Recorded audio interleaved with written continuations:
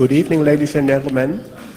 I'd like to introduce Mike Richter, who will give a talk about scarcity is entering the net.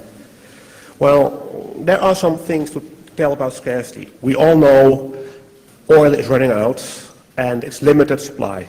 On the other hand, there are artificial scarcities.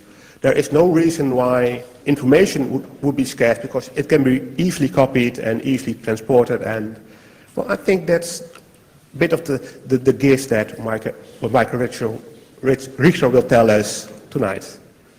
Enjoy her speech. Thank you.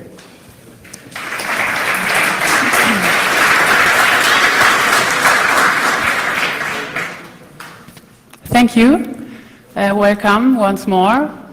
So yes, I'm going to talk about digital sustainability today, but before I do that, I want to introduce myself. So I work as a journalist, and I sometimes lecture at a university, and I focus on internet culture and on political aspects of the internet.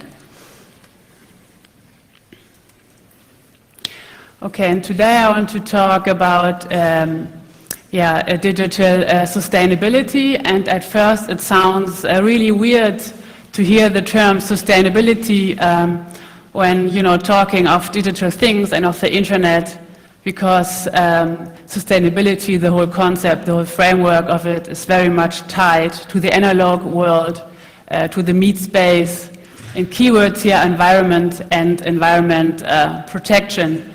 And the bottom line is always, when people talk of sustainability, that we have to take care of our resources because they are endless. And on the contrary, on the internet we do have something like paradise-like circumstances or paradise-like characteristics, because by default on the internet we have absence of scarcity, because information grows by sharing and you just cannot use it up. And I've been asked 3 times what sustainability means, so I just want to say the German word, so maybe some other guys don't know. So that simply means Nachhaltigkeit, and scarcity means Knappheit. Okay, so and the main argument of my lecture is that although we can say maybe that in the original internet we did have this paradise-like circumstances that information grows by sharing. And my main argument here is that there are certain legal, political and technical parameters which reduce information flow. And so we do need a framework or concepts of sustainability for the net as well. So what can you expect from the next half an hour? So we'll talk about concepts of sustainability on and offline, and then I will present the threats, the powers which are starting to introduce scarcity to the net. And we have here intellectual property rights, and then the whole cease and desist mania, and I will talk of the principle of net neutrality, what that is, and that it's being undermined. Another important issue are security measures, and then I will very briefly talk about the difficulties when you try to preserve information. If you have questions of understanding, feel free to ask, but let's do the discussion of the whole issue after the lecture. Okay, so there's this big myth, a very beautiful myth as well, and I'm sure everyone in the room has heard of it, and maybe some of you guys still believe it. And the myth goes like this, that on the internet there's space for everybody, for every activity and for every opinion. So what the sad truth is that the informational sphere is massively under attack, and that the era of information overflow is definitely coming to an end. Okay, so what does sustainability really mean? So that's a term that comes from the industrial age. It comes from the offline world, because the poor and sad offline world has to deal with this feature of scarcity. So what I mean with this is that whatever good you take, be it oil or be it food or wood or whatever material good, there's always too little of it for everyone. So, and this is why a fair distribution of material goods, of material resources, is just an impossible dream. And even worse, the exploitation of this material resources is harming our environment and is destroying the planet.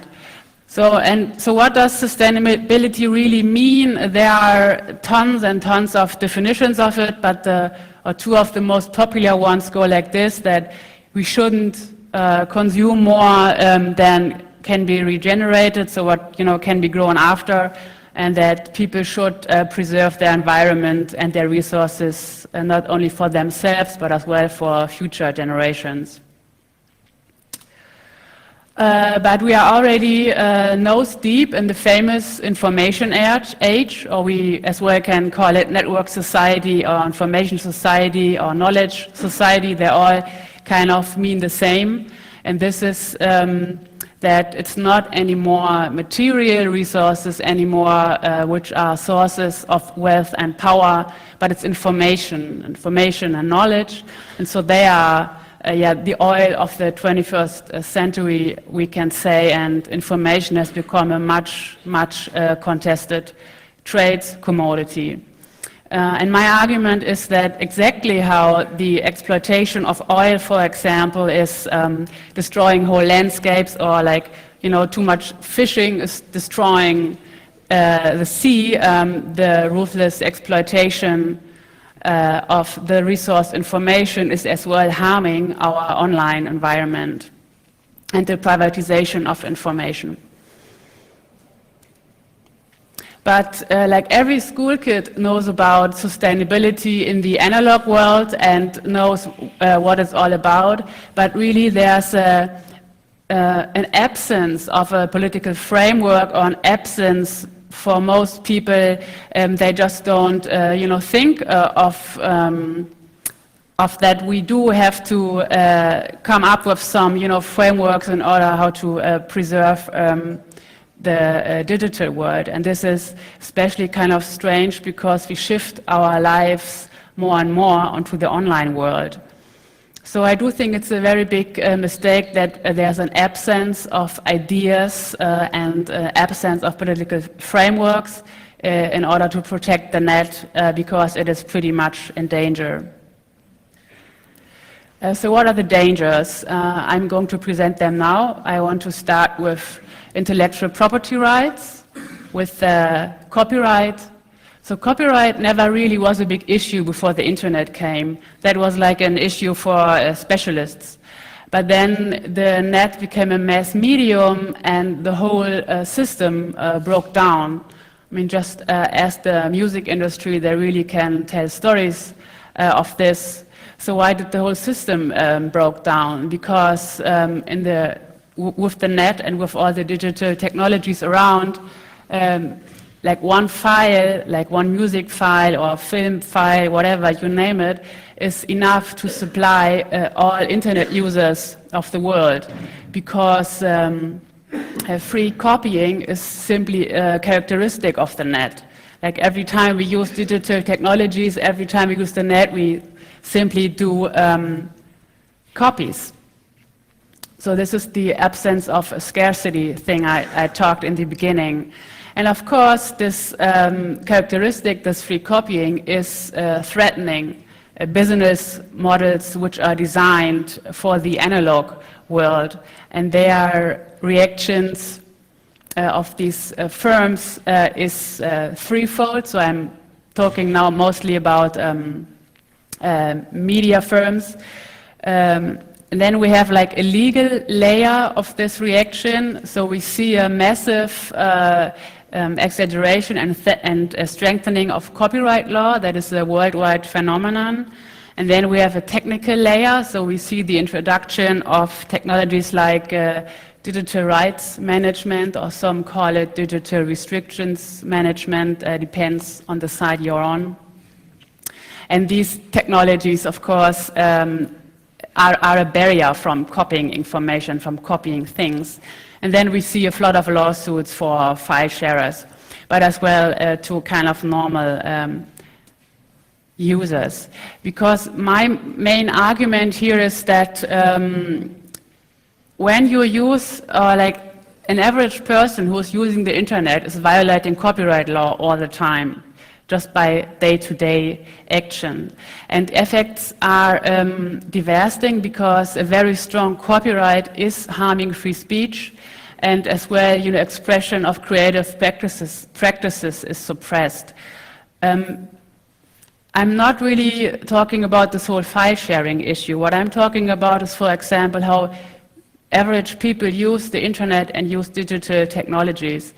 For example, when I was a kid, we kind of did collages from newspapers. But today, these kids, they sample together music and sounds, and maybe then they post it onto their websites, and then of course they can get into legal hassle very easily, and that can be pretty costly. And as well, creative people are as well harmed by way too strong copyright law, because when you want to do something new, you have to have access to a creative pool of other or older creative works. Like, no composer can compose something new, without knowing works from the past. But if you have like on everything copyright, and you just cannot use stuff, or you have to do rights clearings before you can publish your things, we do have a problem, because then only people can be creative who have, for example, a major record label in their back, who do have the resources in order to pay, for all the lawyers' bills. So in the end, copyright law, because it's so absolutely becoming so strong, it does censor, certain behavior, and it's really day-to-day behavior, how people use the net. And certain information becomes scarce. Certain information is not making it to the internet. Another aspect of intellectual property right are patents, and I only want to talk about software patents, and really briefly on the surface, just to introduce the issue. So copyright you get onto creative works, and patents you get for technical innovations. And this whole system really kind of went the wrong way when the patent agencies started to grant patent on very trivial things, not like a real innovation, but patents on ideas, on business models, for example. So today we do have the situation that it's not anymore the best innovators that succeed, but it's very often the party with the biggest budget for patent clearings. Because as there are so many patents on trivial things, it's very easy that you do violate patent of another party. So there are these very famous trivial patents. So Amazon is having some weirdo one, for example. There's a patent on when you buy in an online store something and then you send it to someone as a present. So they do have a patent on this. On everyone else who's having an online shop and is putting this feature into his own online shop is actually violating this Amazon patent. They already had one of the one-click payment, this feature where you just can have a book and then go one-click Bestellung. I just forgot the English word. They did have a patent on this, but they're losing this patent right now. So what's the problem with these, very strong intellectual property rights concerning the issue of patents? Well, software is the language of the information age, so everything is code. And if there are only very few people are able to really speak this language, because only very few people do have the resources, to always pay for the patent clearings, we do have a problem, and of course certain innovations or certain software is not making it to the internet. To sum this part about intellectual property rights up, so famous Larry Lessig has put it into some nice words. So Larry Lessig is a American law professor and very known fighter for free speech, and he says that we are moving to something like we can call a permission culture. So every time you want to do something on the net, you kind of have to ask, oh, am I violating someone's copyright laws or am I violating someone's patent laws? And if the answer is, well, yes, you do violate my copyright or my patent, then people just cannot start to be active. And in the end, certain innovations or things or ideas just don't make it to the net. And the effect is, we have less nice applications and things and ideas and creative works on the internet. Okay, then we have this whole cease and desist mania. One question, can you hear me loud and clear? Fine, okay. So, I mean, blogs and the internet as a whole is seen as a very great tool for democratization and a very neat tool for public debate. And, well, this maybe, or this might have been true, but this kind of stopped, when other discovered this whole, you can very easily stop or press public discussions about critical issues by sending cease and desist letters. And on the slide we see Stefan Niggemeier, and he's one of the best German journalists, and he's also a blogger. And right now he's, for example, writing a lot about the kind of, let's say, weird business models of call-in TV shows, where you, when you have a show on TV and then you call and maybe you can win something, but it's more likely that not. And so he has problem of just, writing about this issue because he's getting so many cease and desist letters. And this is then, of course, a very neat way in order to suppress a discussion about it. Now I'm getting to a technical issue, the end-to-end argument. That sounds kind of dry, but it's a very, very beautiful feature of the net. Maybe you guys already have asked yourselves, so how do all these neat applications enter the net? Be it whatever, voice over IP or peer-to-peer, BitTorrent, or the early things like email or chat. Well, this all entered the net because of its very open design principle, and it's called end-to-end. And to make it really short, this end-to-end argument means that all the intelligence on the net is situated at the end host, so like on my laptop or on servers. And the network itself is not doing anything else than just forwarding innovation. That was just forwarding data packages. So in the original internet, we have to talk of the original internet. It just couldn't look up into the data packages and see what is this or where does it come from. It just was really dumb and just forwarded all the data packages.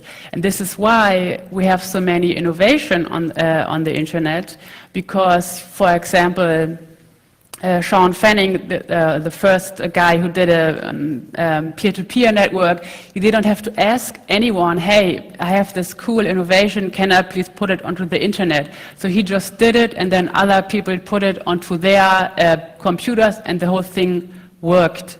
And this is why the power of the net comes from its borders. So Sean Fanning, for example, from Napster, he did not have to ask the owners of the network, please, can I implement this? He just did it. He didn't have to ask anyone. But times are changing, and now we have this issue of net neutrality on the agenda, and I'm pretty sure that this issue will be like one of the most important issues in the next years. So what does it mean? It simply means the equal treatment of data traffic, so independent of source or service or broadband consumption. And then we do have gatekeepers, for example, the big telecommunication companies, so the guys who own the networks, or as well internet service providers. They would love to have a say. They want to be asked when someone, for example, is putting a new application to the internet. For example, voice over IP. This is, a business or telephony over the internet. That is, of course, interfering with the basic discipline of telecommunication companies. And there have been cases, for example, Vonage is a voice over IP service in the United States.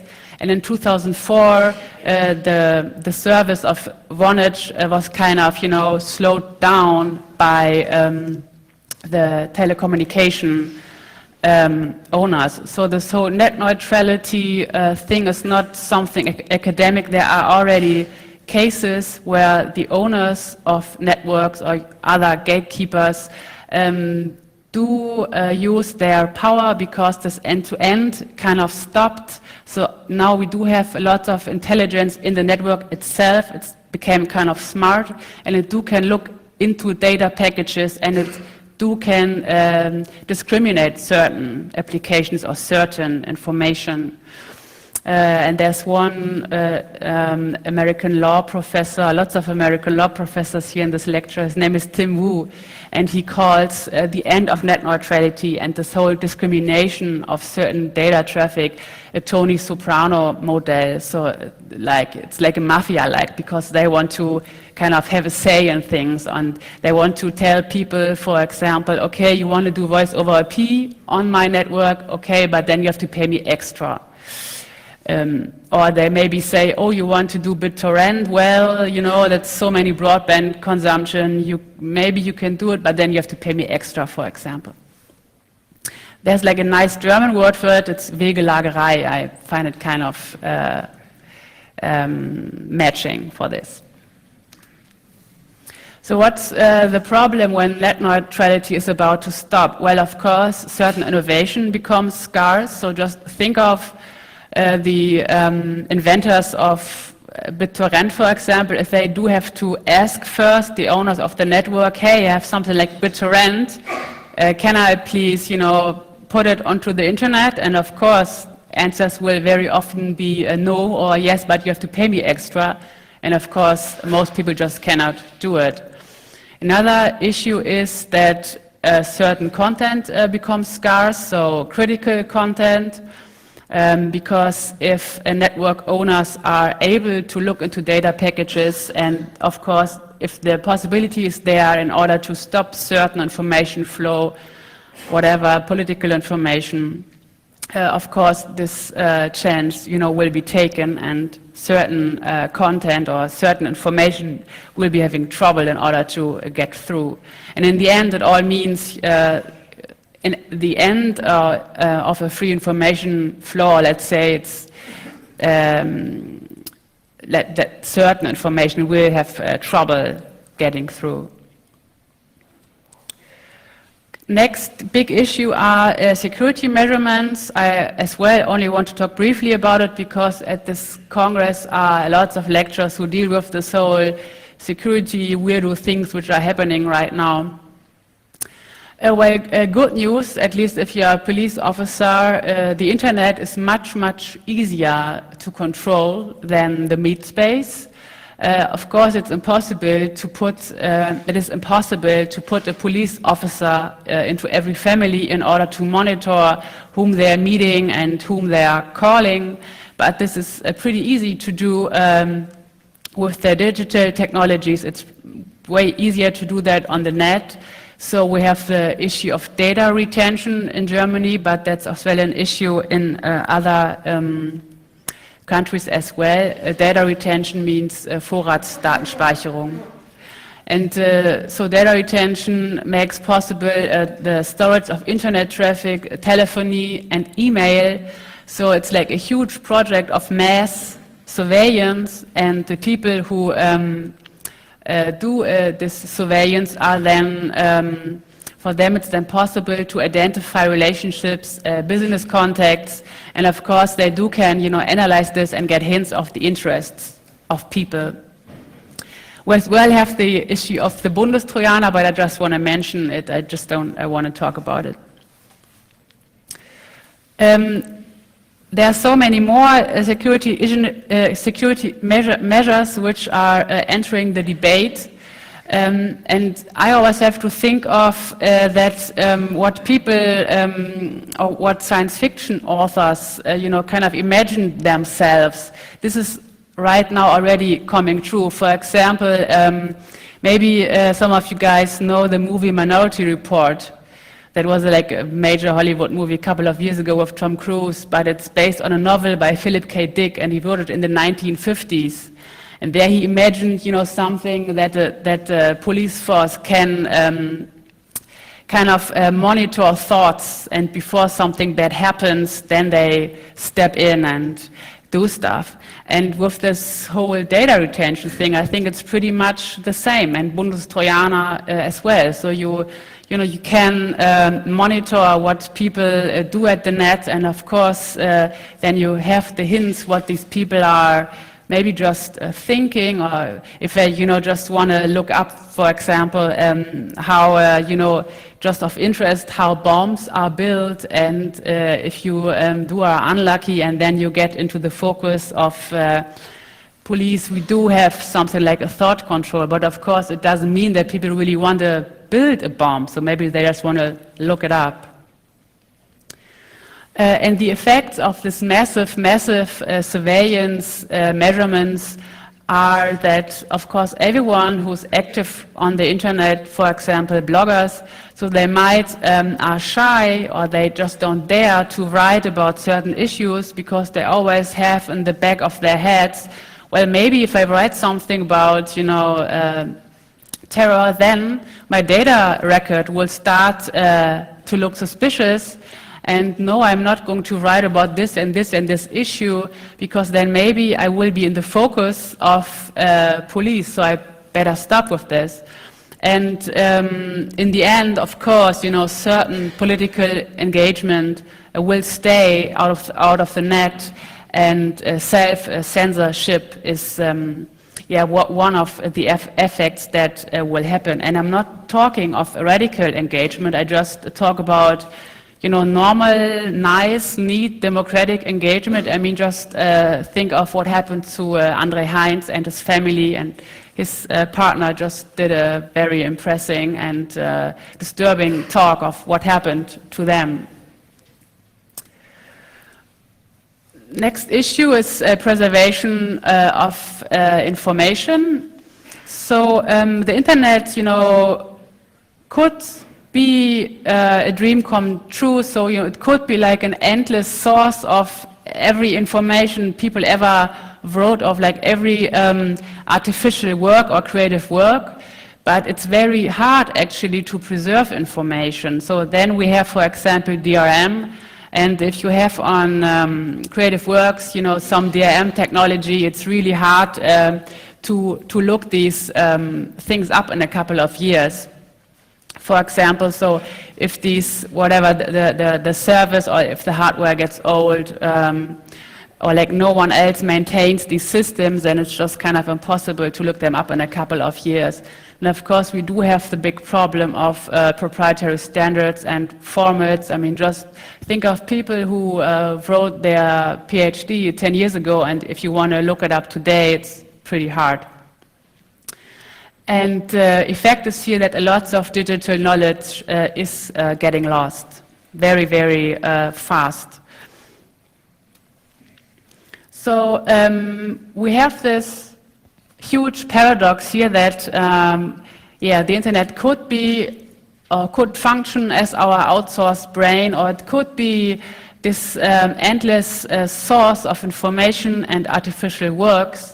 But then we do have these forces of outbalanced intellectual property rights. We have the sole cease and desist mania.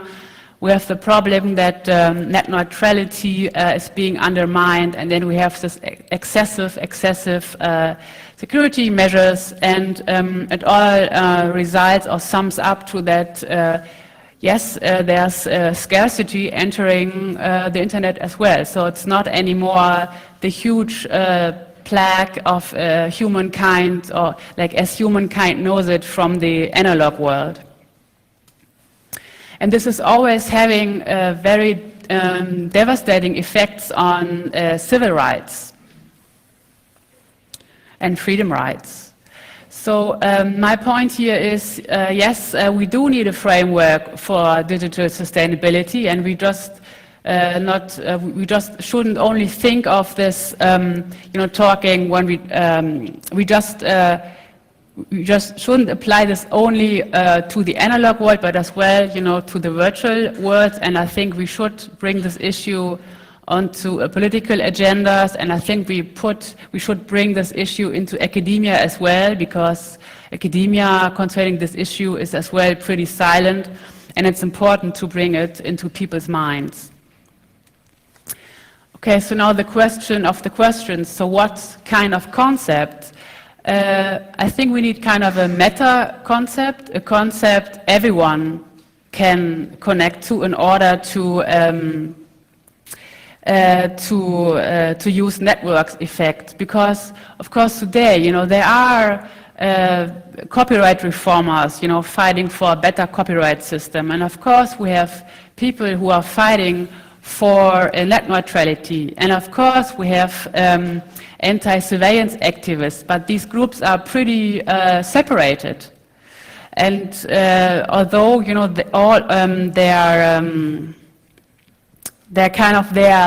living environment is the net, so there is like a very connecting thing they have in common, because they all kind of are active in one medium, but activists are pretty much separated. Sorry. And then I want to talk briefly about a very smart text. It's called Environmentalism for the Net, and it's written by James Boyle, another American law professor. And he wrote this text 11 years ago, and it's only about intellectual property rights. And he criticized in this text a lot that the intellectual property rights system kind of got hijacked by big media companies. And his concern was that we have to protect the public domain. So public domain in Germany is something like gemeinfreie Werke, so works where copyright has run out. And in this text, he suggested that copyright reformer or intellectual property rights reformer should take the environmental movement as a role model, because they managed to achieve something pretty smart, and this is the introduction of the concept of environment. So how do I explain that? It's like in the 50s of the last century, there were like some people starting to worry about whatever, dirty water or polluted air, and then there were people concerned with protection of animal rights, but they were as well very separating, or they were like fighting for their causes very separated, until they managed to come up with the concept of the environment as a whole, and that there's a connection between polluted air and polluted water and whatever dying of fish species. And so this was then a kind of an overall concept everyone could connect to, and or everyone could identify with, because of course everyone is living in an environment. So and that was a pretty good concept, to get into people's minds, and it kind of made the whole movement stronger. So I myself, work with the term of sustainability, digital sustainability.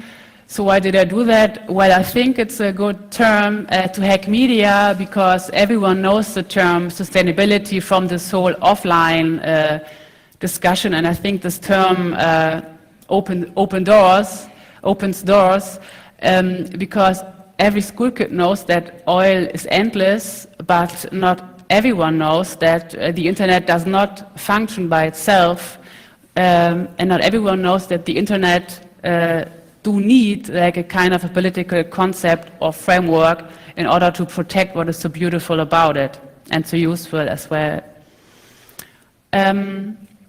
Very quickly, so what can you do, or what can everyone do in order to protect the net and to keep it as so beautiful and cool how it is with all its great applications in it?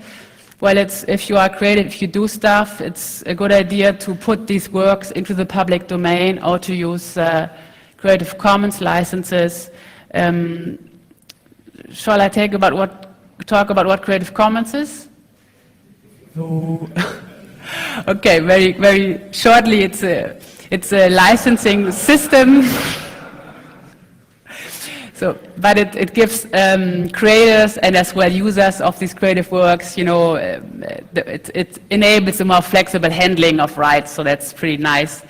Okay, using free software, open source software is as well a very nice idea, and of course, all in all, it's nice to think, oh wow, stuff like data retention is such a bad idea, we should do something about it.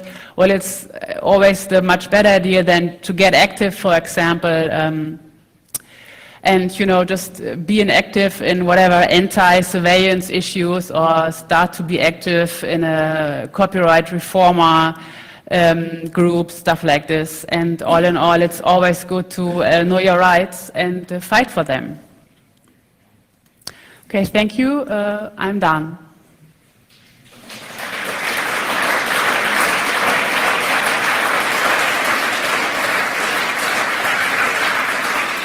Okay. Thank you. And are there any questions? And well, if you raise that. Thank you for your talk.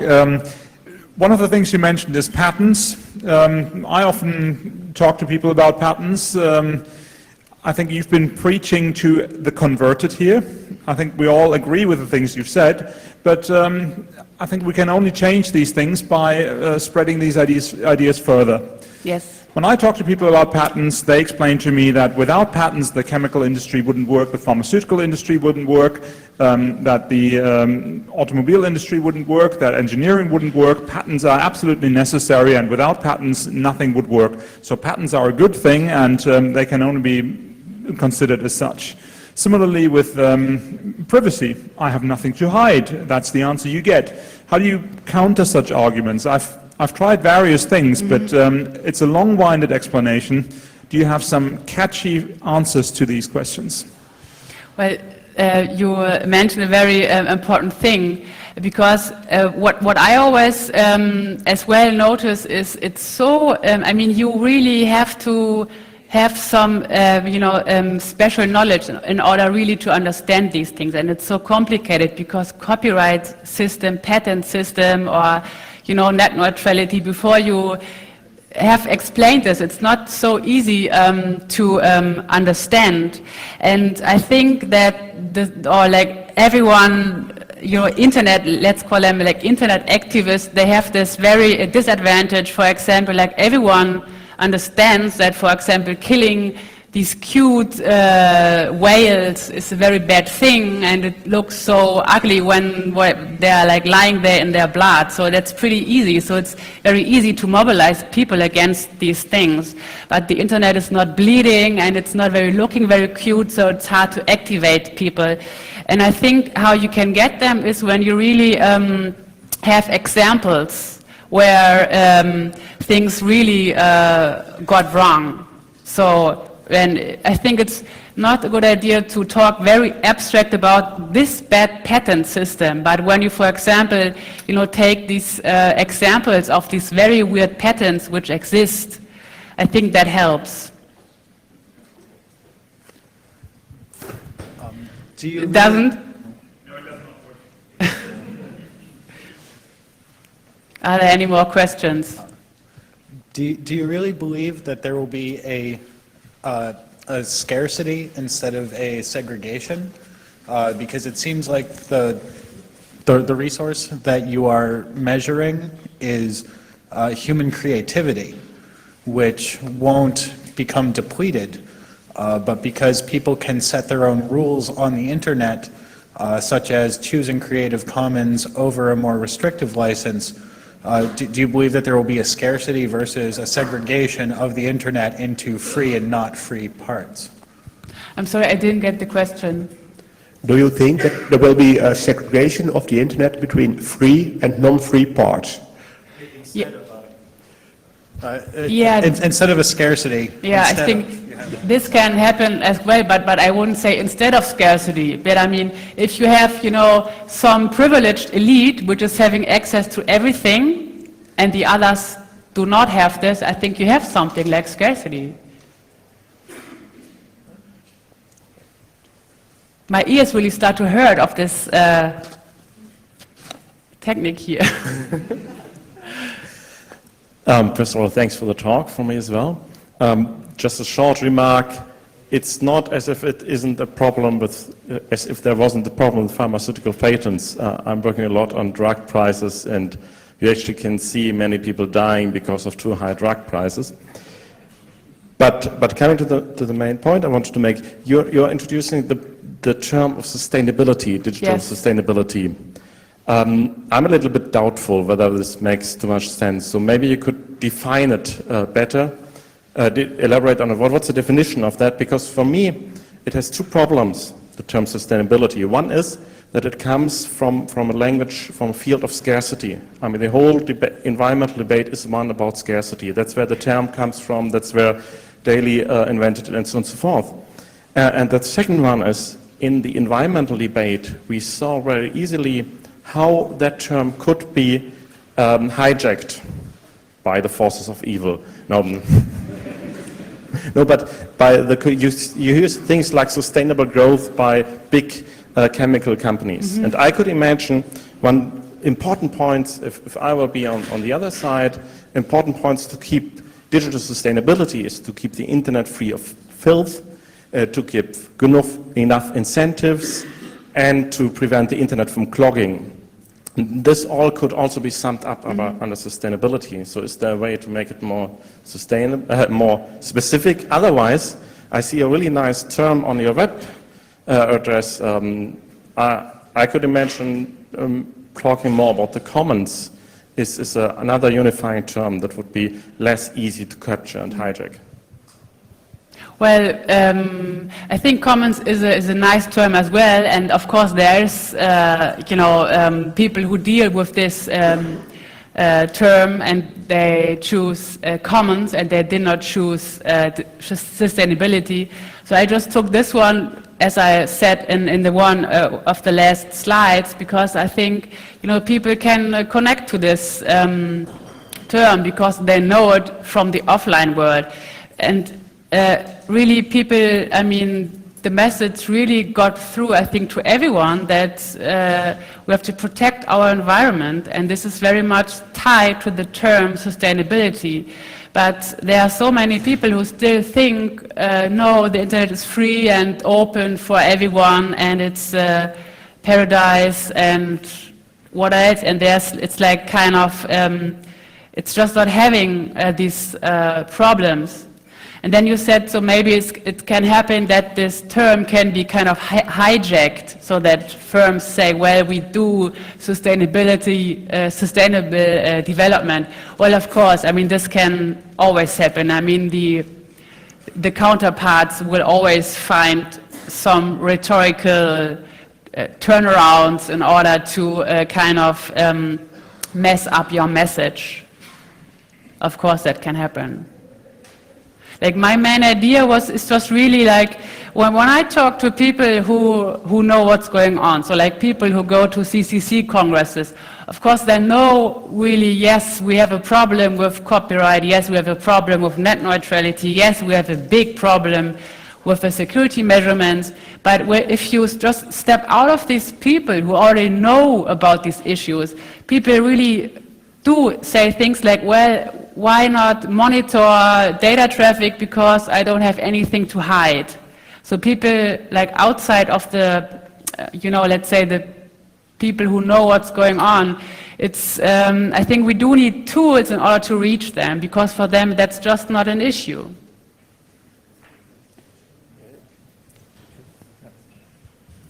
I think it's even worse than you said, because I think We are even losing the freedoms in the analog world we used to have, because the copyright holders are much more eager today now to close all gaps which content can escape. I even read an article that children in the UK were forbidden to sing Christmas songs because they were copyrighted. That's something I think, that would not have happened a few years ago. Okay, I have a microphone. Okay, I would like to give an example for the question of for the fellow at the wall with the division of the net in free and non-free parts, I think. I believe in some areas the only possible division would be into a legal and illegal part. For example, as Michael described, the patent system, which is kind of out of control regarding software.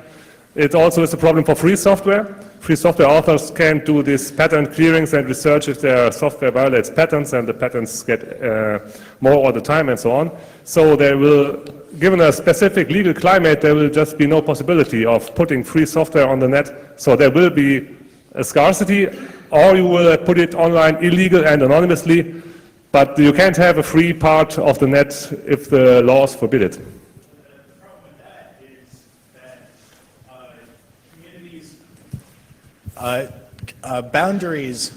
Legal boundaries on the net are not limited by geographical borders anymore. Because if you say this is illegal in this country, then what happens if it is illegal to use a hacking tool in Germany, but a German downloads it while in South America from a server in Egypt? Like completely outside of the legal jurisdictions of that particular area, you can't easily pin down laws to things that have no location. I think that's very optimistic, but I don't think we need have a big discussion here. Do that in the bar. Do you want to, Michael, do you want to answer, or shall I do the next question? Michael, comment. Well, I sometimes wonder whether the mainstream opinion here that intellectual property, patent law and all that is starting to clog up the internet and stop progress from being made there is maybe too pessimistic, that maybe something else is the case, that these changes that are required for other industries to adapt to the internet are taking place not at the internet speed, but at society speed, which is still much slower. So basically we're screwing one industry at a time. We've basically done the music industry. The movies are kind of following now. And many other industries, like for example, I've seen figures about the pharmacy industry that has like 94% overhead in reproducing stuff, copycat drugs, that are being produced just because the other stuff is, has got copyright pending. And we're seeing nations like China who don't really obey copyright law and who are therefore much more productive. So I think I sometimes wonder whether maybe these systems that are in place right now and that are based on analog production and IP regulations, or thoughts at least, will turn out to be so ineffective that they, although they are right now being supported and further supported by a law that is being made, will turn out to be so ineffective that they will just crumble at some point, and that might be in a couple of years, it might be in a couple of decades, but that will happen. I don't know.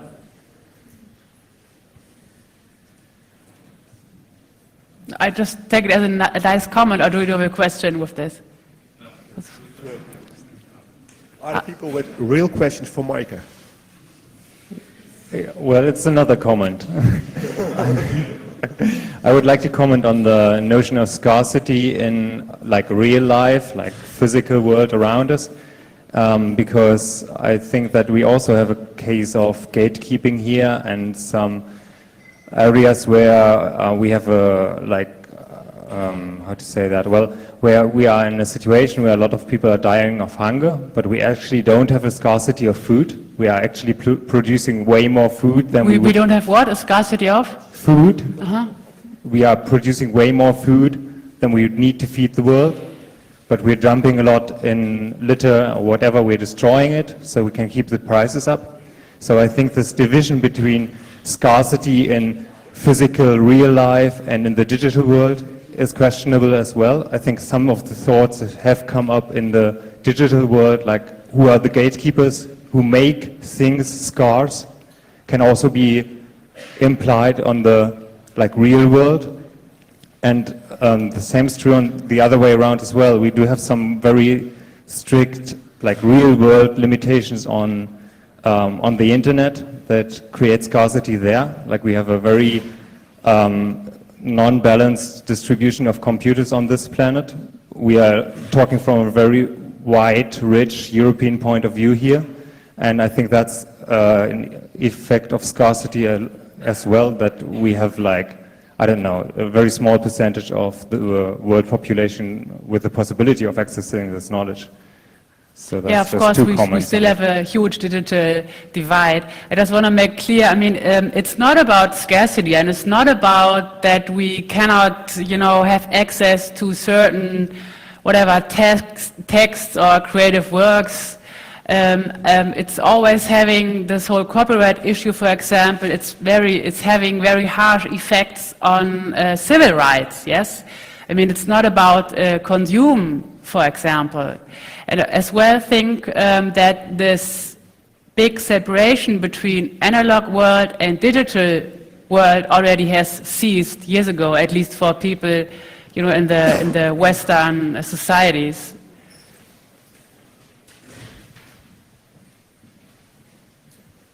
Yeah, two comments or maybe questions. I really like your idea that we must try to bring the different kind of movements much more together, the anti-copyright movement, the privacy movement, and so on.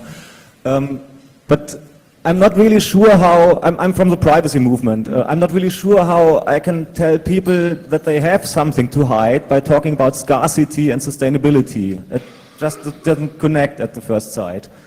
Well, I think... and actually, in fact, I want personal data to be a scarce resource. You want what? I want personal data, data about Yes. myself, to Yes. be a very scarce resource that nobody can access without my knowledge and my agreement, So, I wonder if a kind of a different term could be a bit more unifying. In the context of the World Summit on the Information Society a few years ago, a lot of international civil society groups came up with the concept of communication rights. That links the right to also copy and to have fair use and stuff like that with privacy rights and so on, and other rights to free speech and so on. It was also a bit difficult because some traditional human rights people disagreed with that and so on, but I also find it more strong in the end, because if you argue for sustainability, you basically say, yeah, there is this goal that we need to have a sustainable environment and sustainable policies and technologies and so on. So it's somewhere in the future and we have to get there. But if we talk about rights, we can say, it's my damn right and I have it, it's in our constitution, and it's a bit stronger, I would even say. I mean, that's always the thing with terms, it always depends on with what kind of meaning you fill it up. And my main point here in this lecture was, well, first, I think we do need some kind of theory, right? Because that is just not really an issue, and I think it's a very poor record for academia that they really don't focus on these issues much. So, I mean, I come from cultural sciences, and I do give lectures at university, but there are very few who talk of these issues, and I think that's a big mistake. So I think first step is we do need to bring this somehow onto the agenda.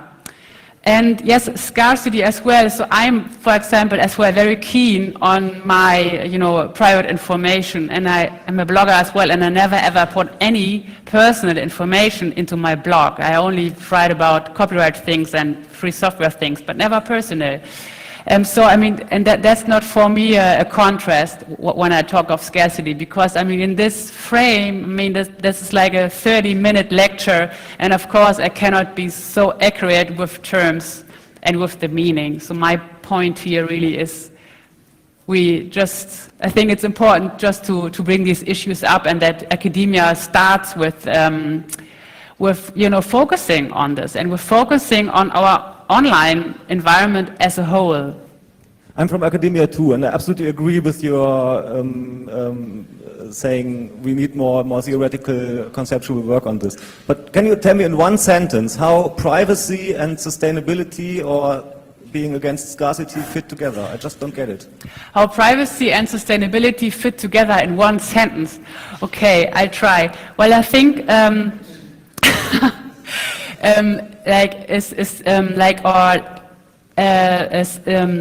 internet which is having a kind of sustainable framework, so people should kind of be able to decide what kind of data they have to make public, for example, so that they are kind of that they are able to, for example, keep data diets. So I'm a big fan of keeping data diets.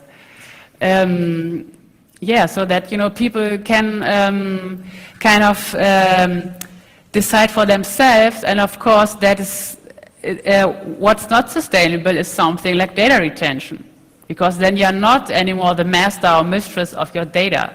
It kind of gets hijacked by someone if you're unlucky. Okay. The last question for this room, and I guess that there is a bar next door for another long discussion, so go ahead. Okay, I just wanted to try to give an answer to that question. I think if privacy is something that is in danger because you're under surveillance or you fear to be open-minded and articulate what you think, then sustainability in the net is being in danger of, and information becomes scarce. What? Well, all this is about democracy and the system and all that stuff. So I think if someone argues what does that have to do together, you have to think about some kind of world you want to live in that deals with the same things, meaning your rights in the meat space, in the offline world and the online world. So I think it belongs together. If you fear to say something, or if you fear to lose your privacy, you won't feed the web anymore. And then perhaps it dies, or it just contains blockbuster movies. Yeah. Mike, do you have an answer? I think it was a neat comment. Yeah. Okay, well, let's end this session and thank Mike again for her nice speech and her answers. Thank you.